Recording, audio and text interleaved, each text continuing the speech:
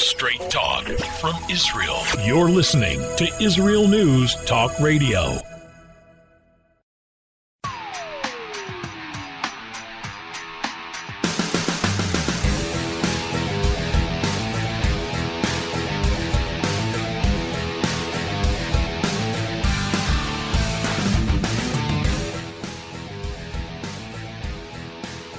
An official day of mourning in Israel today, Sunday, as Israel experiences one of its worst disasters in its modern day history.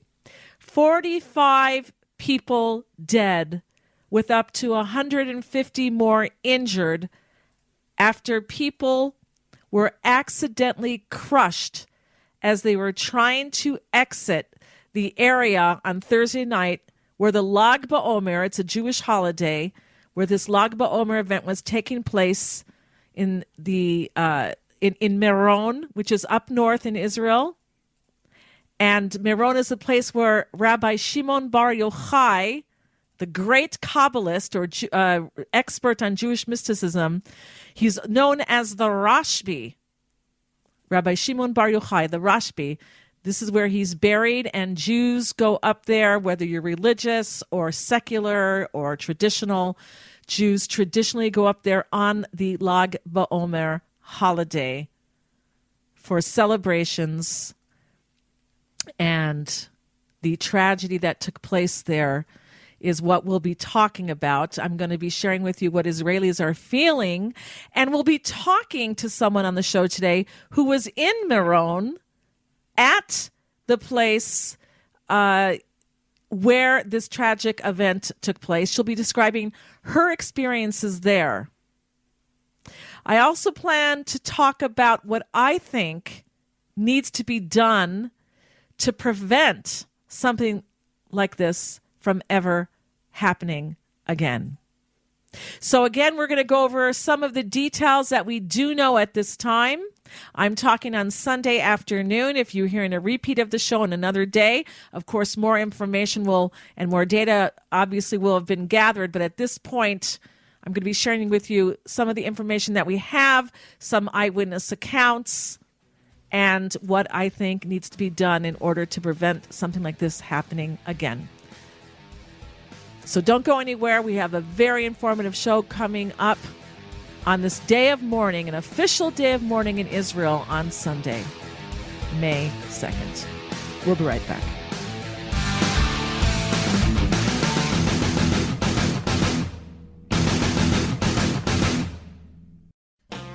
How did a nice Jewish girl from Delaware end up living in Israel? Shalom, I'm Natalie Sapinski. Join me on my show, Returning Home. Meet different people who have moved to Israel. Hear their personal stories, their highs, their lows, and everything in between. Each week, we talk to experts on immigration and the process of moving to Israel.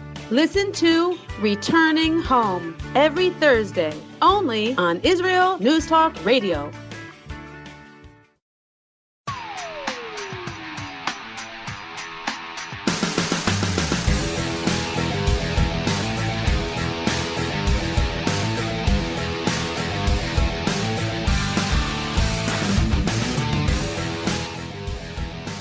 You're listening to the Tamar Yonah Show here at IsraelNewsTalkRadio.com. And it is an official day of mourning in Israel today, Sunday, as this show airs live.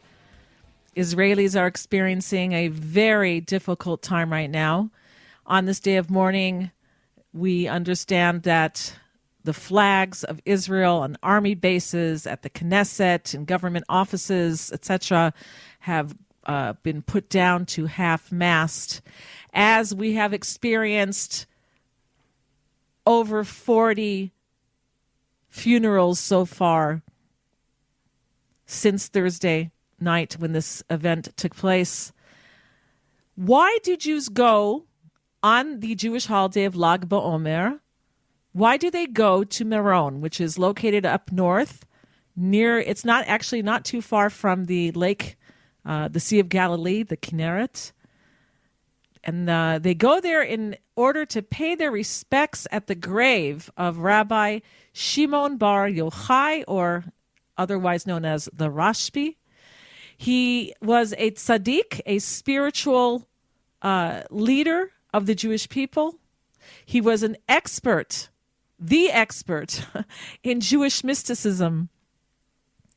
And people go up there to celebrate on Lag BaOmer. Lag BaOmer, by the way, I'm not going to go into what the holiday is. If you want to look it up, you can look it up. I will have it spelled out on the page where the show is podcasted, and you can just copy and paste it into Google or whatever search engine you want and find out what the holiday is about.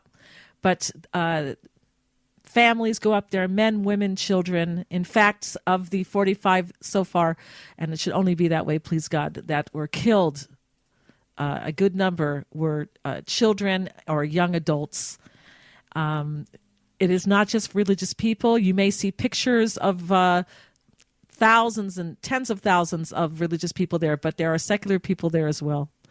And in fact, I want to say here that when this tragedy was known, when people woke up the next morning and saw this on their news, and they were asking for blood, people to come in and donate blood, you could see the waiting rooms filled with Jews who do not look at all religious. They were most likely very secular Jews or traditional Jews, Jews from every stripe, going there, pulling together and wanting to donate blood and help in any way that they could. This is a time where the country really did pull together. People, when they were trying to figure out how this happened, people were telling each other, not now. We're not playing any blame game right now. Right now, we're pulling together. We're seeing what we can do to help. And later on, there'll be an investigation and we'll know more details, and we can let the experts with the details that are found out let us know exactly what happened, and justice will somehow be reached. It was a very heartening time, and I think that the person I'm going to be having on the show today who is going to give you her experience, she was there on Thursday night. I think that she's going to be saying something similar, but we'll hear what she has to say. Not only is this place visited on the holiday of Lag BaOmer, and by the way, there were approximately 100,000 or 150,000 people that were there on Thursday night. And this is not as big of a number as we've had usually. Sometimes they've had up to almost 500,000 people there on the Lag BaOmer holiday. Last year, it was empty because of the corona and the lockdowns and the restrictions. And so this year, a lot of people came. They were so happy. They were celebrating. You can see videos of them dancing and jumping up and down. People who have had tough years, they go there to get recharged spiritually, to be... I'll tell you, I myself do not like crowds and being in large, I wouldn't say a mob. It wasn't a mob. It was just large, packed crowds. I don't enjoy it. But there are many people, and I can attest to this, that have told me personally that when they get together on a religious holiday and they are together, praying together, singing together, it is a huge spiritual experience for them. They get recharged. They feel like they've gotten closer to their Creator. And I can attest that in numbers, when people come together, there is a special energy there. And these people had that energy there. Now, what happened exactly with these people?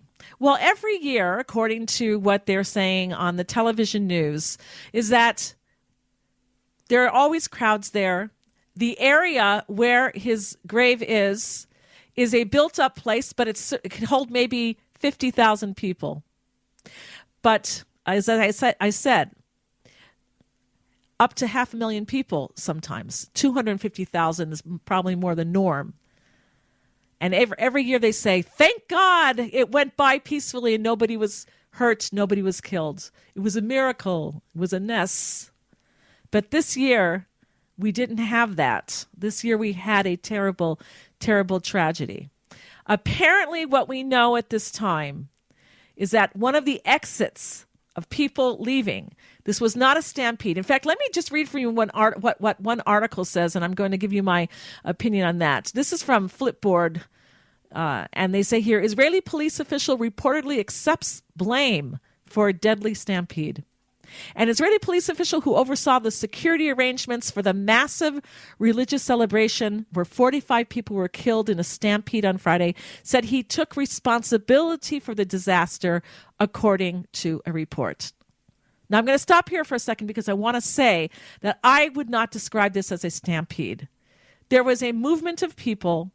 It was not people running or panicking. It was a movement of people. However, when they were going through the exit, for some reason, and we're trying to understand this, everyone, they were put through a type of passageway that was made from metal. It's kind of got like, like the tire marks, the perforated tire marks on the floor, but it's made from metal. And they had to walk through this passageway, and it went downhill. And apparently, I'm not sure about the details here. We're all trying to find it out. There were police at the end, and there may have been a mahsom, which is like a barrier to not let people leave there. Apparently, if I understand correctly, at this time, with the details that I have, there may have been police there that did not want people using this exit for some reason. I'm not sure. And so it stopped. But what happened was people are carrying water bottles. You're in a crowd. You're carrying a water bottle. People are walking down a metal ramp enclosure.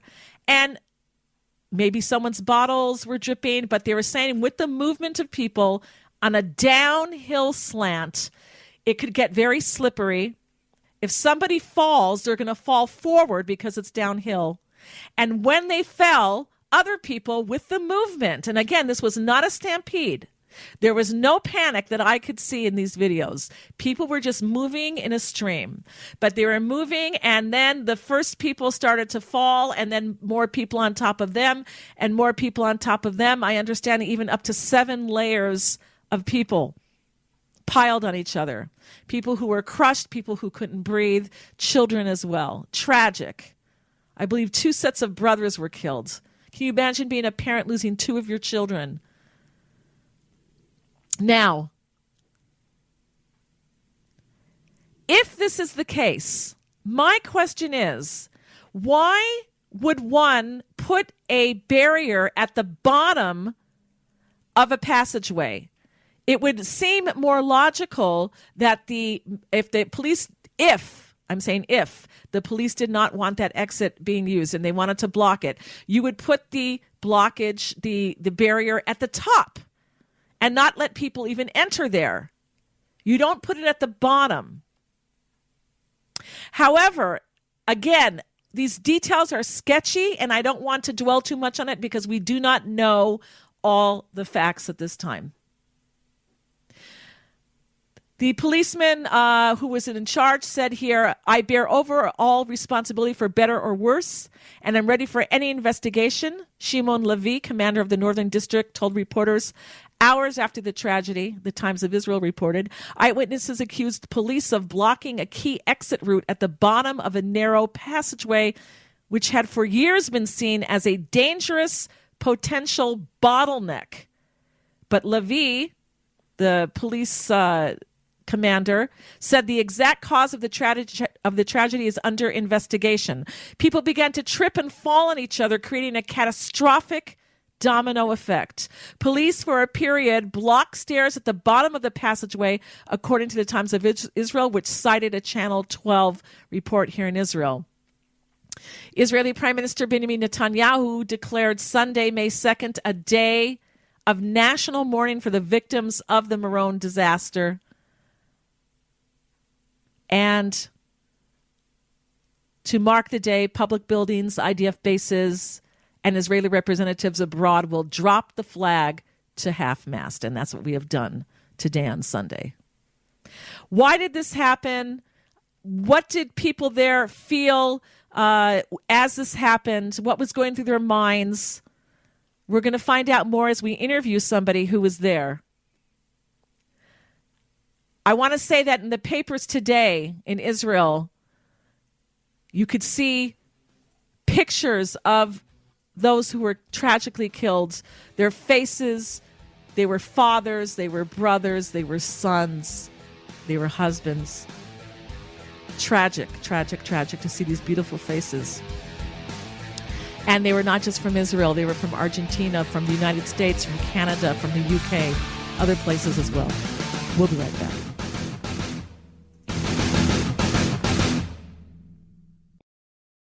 Shalom, everybody. Making a difference often takes just one moment and one person at a time. I am Orly Benny Davis, your show host on Israel News Talk Radios from Jerusalem with Love.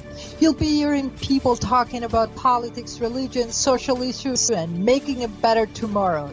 Join me, Orly Benny Davis, for God and Country. From Jerusalem with Love. Wednesdays on Israel News Talk Radio.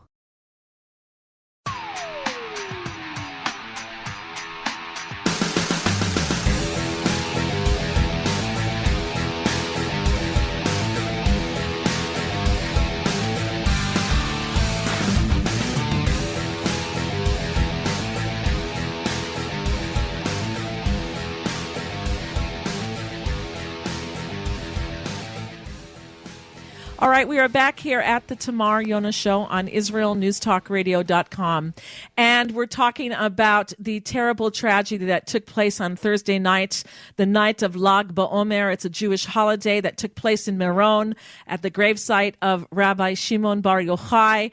There were between 100 to 150,000 Jews that were there celebrating in happiness on this holiday when apparently the infrastructure there failed and there was a terrible incident where people were crushed trying to exit the gravesite of Rabbi Shimon Bar Yochai.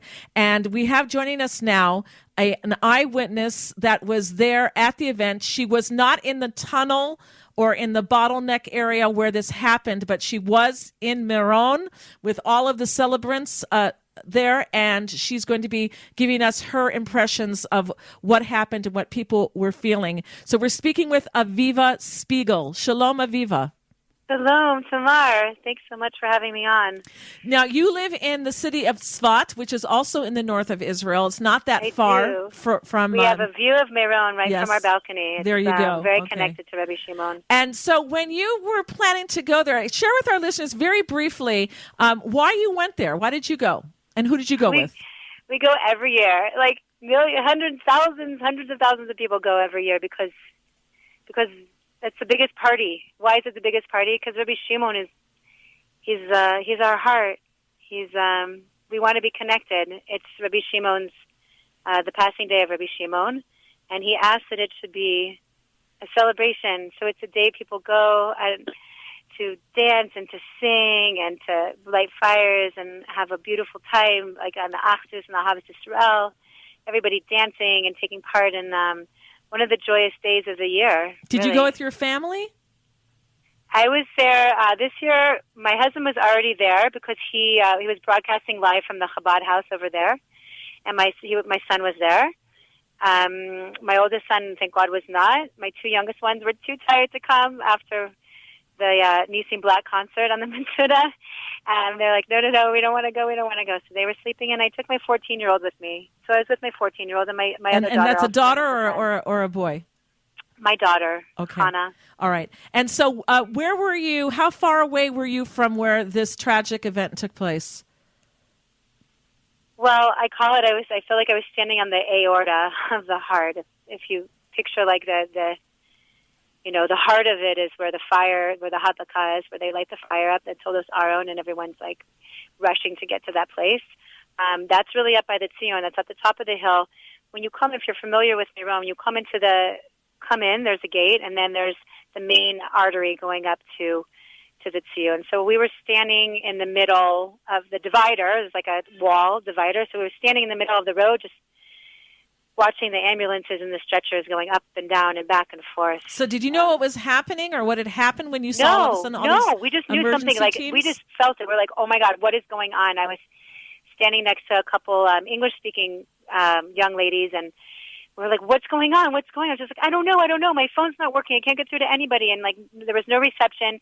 And we just heard sirens, and we saw the ambulances coming, and we saw the stretchers. And like a woman behind me, this beautiful old Sephardi woman, was sitting there crying and saying Tehillim. And Tehillim is saying the Psalms. Yeah, the Psalms, King David Psalms. Yeah. I just, that's where I was. So you knew that something terrible had happened because you saw. It was obvious, and they were saying like, get off the mountain and like clear the way. And there was. Then the helicopter started flying in. We knew that something had happened. Right. We didn't know what. We just started saying our psalms. Just, you know. And then when did you find out that people were actually killed? I saw people.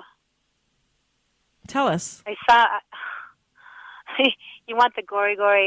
Sometimes we look where we're not supposed to look, but I was looking at the ambulances. And I was like, you know what? I want to see like who's there. God forbid. Like my son is there. My son was at the Hadlaka. He was about to go out that exit, and he didn't. He went out a different way. He was right there. I knew my husband wasn't up there because I knew he was doing a Shidur Chai. He was doing a live broadcast. I had no idea. Mm-hmm. So I was looking but you know what? It was somebody's son. It was somebody's brother. It was somebody's Abba. So what did you see? Did you see body bags? What exactly did you witness? Tamar. I saw, and I'm trying to resuscitate people. I saw them pumping chests and trying to, I did. I think that I'm going to need a little bit of counseling for that after. Yeah, I keep seeing that. And that image, I keep seeing the image, I really feel, and I've been saying this a lot, I really feel that our nation had a heart attack. And that image of the rescue workers trying to pump life back into, I saw it twice. I saw two men actually trying to pump life back into, and I feel like that's the Jewish nation right now. I feel like right now we got our wind knocked out of us. We had a heart attack. We're like in shock. We need our heart to be massaged. Were you worried at all that maybe your son, God forbid, was caught in this? I didn't really feel like he was. It didn't really. I just felt like I know that there's a lot of people, but I didn't feel it. No, I didn't feel like he was. I could imagine, and there was a few moments that I did imagine, and I was like, no, you can't think like that. You can't think like that. We called my husband. We found him, and we went to where he was. And my son had actually been missing for a half an hour, and my husband was obviously very concerned. And where he was, their son was missing. Their 13-year-old son was missing for 2 hours. They didn't know where he was, and because there was no krita, there was no reception. They didn't know where he was, but he also ended up okay. Right. They interviewed another woman who couldn't find her daughter. Her daughter was injured. Her daughter was taken away in an ambulance. Oh my and God. She also couldn't find out where she was because there was no reception on the phones there. But then she used her WhatsApp. And with the WhatsApp, she was able to get her to her husband, who had told her that they had called from the ambulance to the father to tell him that the daughter was being taken to a certain hospital. So you were there when the emergency medical workers were rushing to save lives. What were the police? Any police that you saw? What were they doing? And what was the atmosphere between the attendees of the event and the police? You know what? I think each police person had their own thing. Like, I don't want to lump them all together. And there was like some policemen that were incredibly helpful. And there were some policemen that were like very like, tough guy, I'm doing my job, you can't get in. I mean, like it's just how it is. There's all different types of people. And I didn't really see many policemen where I was standing from. Mostly I just saw rescue workers and everybody kind of like in a daze, like not knowing where to go and trying to run off to the side of the road and like make way. And there was, I don't know if you've ever seen it, but I'd never seen it. So there's people that run in front in the orange jackets and like screaming, like, get out of the way, get out of the way. They're making room for the ambulance to come through. That just struck me that was really, really, really powerful. And also how many rescue workers there were and how on they were and how together. And it was like, it's amazing to me. Is it okay if I say it's amazing to me how we come together in crisis? Unfortunately, we should be coming together in joy and simcha, and that's really what Lag BaOmer we're supposed to be. We're supposed to be, unifying and coming together under one cause with joy. But unfortunately, you see time and time again that Israel really does unite in crisis. And in fact, when other nations are having crises, we're some of the first, one of the first nations to go and send our people in and deal with, hurricanes or tsunamis or earthquakes. Like we really, I guess we've had a lot of practice with tragedy, our nation, huh? And so in the last 2 minutes that we have, what was the overall feel of the people there? Were they wondering, like, why is this happening? Did we do something wrong? Is God angry? Or was it something else? Can you give us the general feel of the people there? I don't think I'm qualified to give a general feel of this. I just tell you what I feel and what I've heard from a lot of other people, that people are confused, people are in pain, people are broken, people are mourning. They feel as if it's their own father, son, brother. That's what's so beautiful about this nation. Everyone was saying Tehillim. Everywhere I looked, people were saying Tehillim. Nobody really knew what was going on. It was a confusing time. So I can't tell you. I don't know, and I don't know what everybody's feeling now. I'm just assuming that people are feeling the loss and the tragedy and wondering why Hashem needs these korbanos. Like, what is it all about? Why God we really don't had know. these sacrifices. In the last 30 seconds that we have, what would you like to leave us with? What is the message that you think people need to take away from this? I believe that the Jewish people, that we're good, we're ready for peace, we're ready to love each other, and we also have to take a real strong, hard look at what we need to fix. Because you can't just say, oh, it's all good, it's all beautiful, it's all wonderful, we love each other. Like, that's true.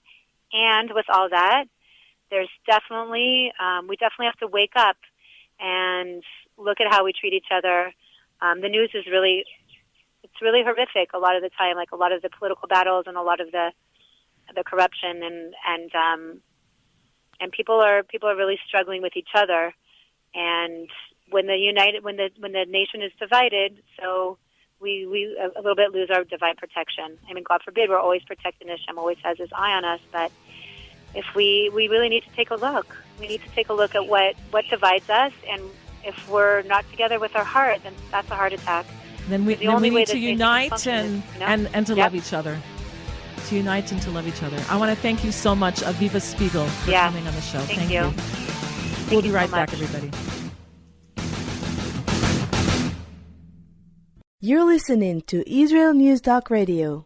This is Shai Ben-Tekoa, and each week I'll be webcasting to you from Judea, origin of the word Jew, a people besieged and beleaguered in every generation. Nazi Germany's but a memory, but in its place the world invented the phantom Palestinians as this generation's internationally authorized Jew killers. Tune in for a different slant on life in Israel, Phantom Nation, every Monday. Hi, I'm Rabbi David Aaron. The soul basics are the most profound, the most essential, and yet often the most neglected in our education. Join me for Soul Talk on Israel's News Talk Radio and discover the secrets to love, spiritual growth, and personal power.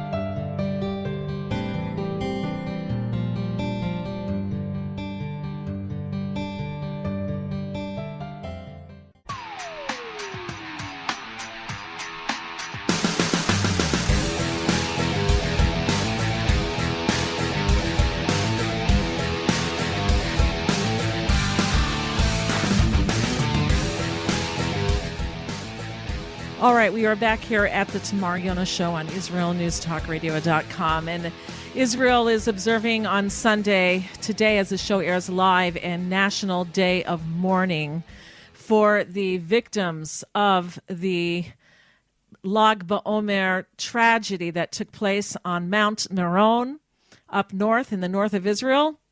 And 45 people tragically killed, up to 150 more injured after they were accidentally crushed as they were trying to exit the area where the festivities were taking place on the holiday. Now, everyone's first been pulling together as we should, trying to make unity. We saw people going to give blood to help those that were hurt. It didn't matter what stripe of religion you were wearing. And we saw the country pull together. If anybody tried to point fingers and do the blame game, that wasn't happening these last 3 days or so. However, this morning on Israel News, they started to ask the questions. They started to ask the questions as most of the people were now already buried and in the ground. People didn't want to do that while families were still haven't even buried their dead yet. And fingers are being pointed. We don't have all the facts, and I think that we should wait until we get more data and more information and more facts before fingers are pointed. Because I'm sure even if it was the police that were responsible, and we don't know that they were, it could have been the organizers, it could have been the politicians who pushed. We don't know yet. We have to investigate. An investigation has to be done. But even if it were the police or whoever it was, I don't think that anybody wanted this to happen. And when I saw the police commander saying that he takes full responsibility, whatever happened, you can see it. I saw on television he was up all night, a tired and broken man. That was, in my opinion, of what I saw. And even if it was a faulty decision by the police, I don't think that they wanted anything, God forbid, like this to happen. This has been the worst tragedy for civilians in the modern state of Israel, with 45 dead and up to 150 wounded. Now, of course, people were discussing over the weekend, why did this happen? We know that nothing happens. If you believe in God, you most likely believe that nothing happens happenstance, that there's a reason for everything. And we're trying to do a self-evaluation, a self-accounting, because it's easy to blame this entity or blame that group or that person. But if something of this magnitude has happened that affects the entire nation, we have to do introspection, all of us. Why did this happen? What do we need to learn from this?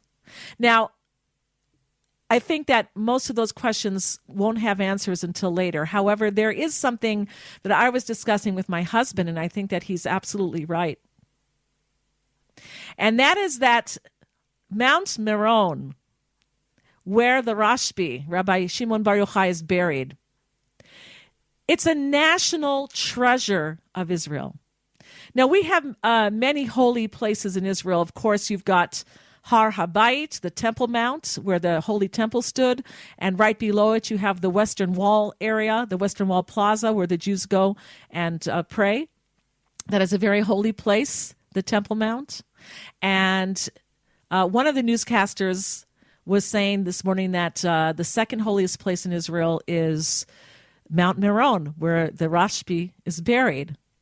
I think that she forgot about Hebron, where our mama Sarah and our papa Abraham and Sarah, and our forefathers and foremothers were buried.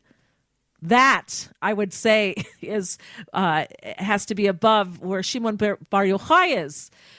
This is a very important space as well. And this is a national treasure as well. So I would say that there are three. Perhaps where the Rashbi is buried, that perhaps is the third holiest place to go to where Jews gather. Certainly where the majority of numbers of Jews can gather and have gathered every single year. So it's a very popular place.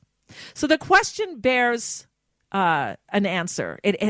And that is that with this national treasure that we have, where we know that every year, usually around 250,000 people gather.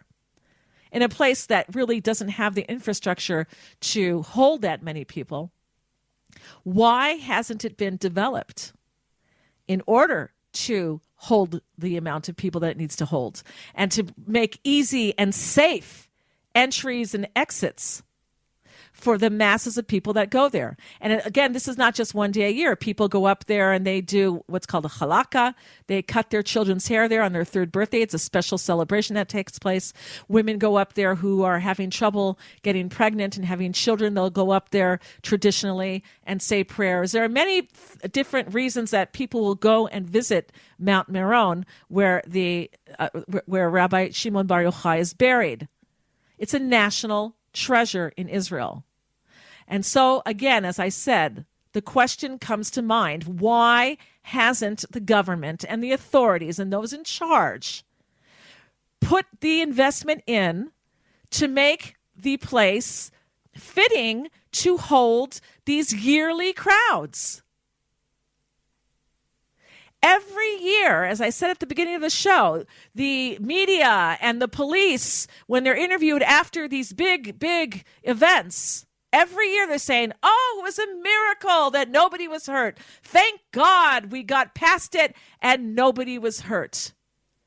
But this is an irresponsible reply. It's a foolish reply.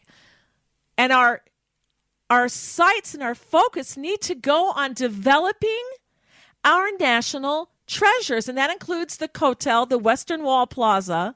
That includes Hebron, to make it safe for people to go and visit and to pray, and for families.